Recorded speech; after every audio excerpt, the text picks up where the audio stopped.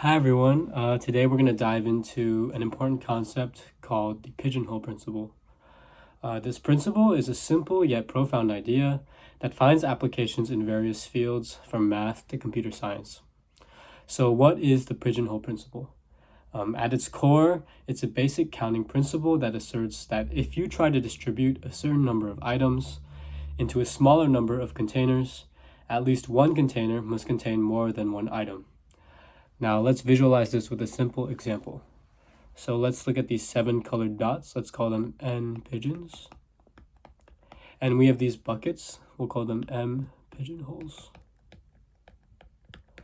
Now let's say each dot has to go into a bucket. It doesn't matter what bucket they go in, but they have to go into one bucket, right?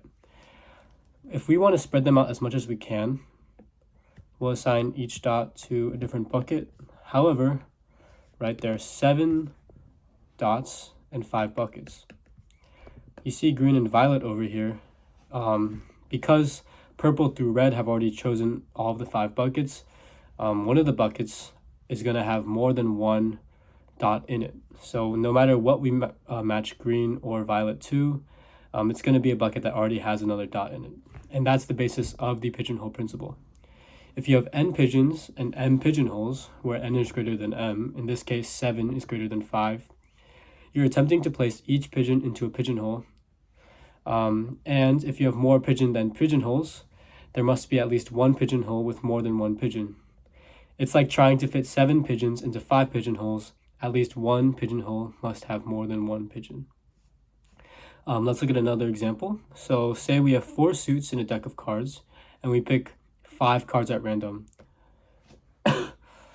No matter how many combinations we do of the 5 cards, we're going to end up with 2 cards with the same suit.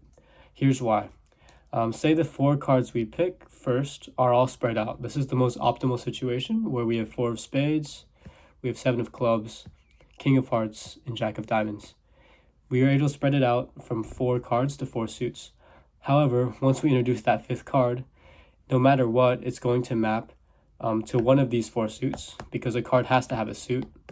And thus, we'll always have 2 cards that have the same suit and overlap. Here's a more complicated example.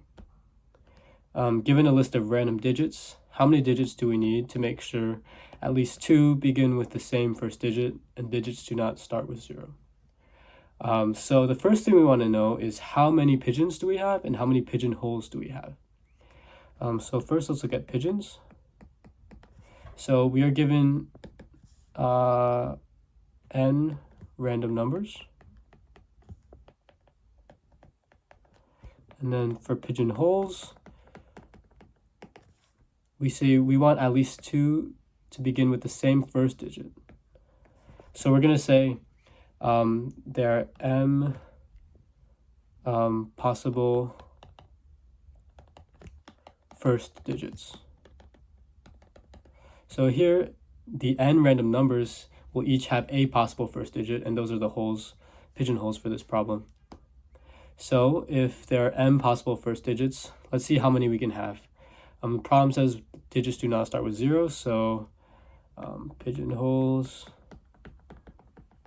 is going to include 1, 2, 3, all the way to 9.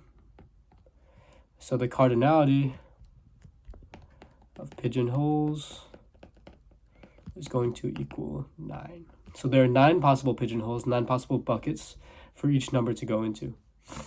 Now, how many random numbers do we need to make sure at least 2 begin with the same first digit? So say we were able to spread them all out optimally as far as we can. So let's start generating random numbers, and we want, let's give each bucket or each first digit one number. So let's start with like 12, 22, 32, 42, all the way up to 92. So at this point, this is a set of 9 random numbers, and each one starts with a different first digit. It uses all 9 of the pigeonholes, all 9 of the buckets, and there is one number per first digit bucket. And that's 9, right? Now, if we were to able any other number, any number in existence, because there are only 9 possible first digits, and we're using all 9 first digits currently, any number we choose will overlap with another number's first digit. Every other number that we choose will start with 1, 2, 3, 4, 5, 6, 7, 8, or 9. Thus, if we add one number, we can make sure that at least 2 begin with the same first digit. So that means we need 10 total random numbers. We need to generate 10 random numbers to make sure at least 2 begin with the same first digit. So that's an example of the pigeonhole principle, and thanks for watching.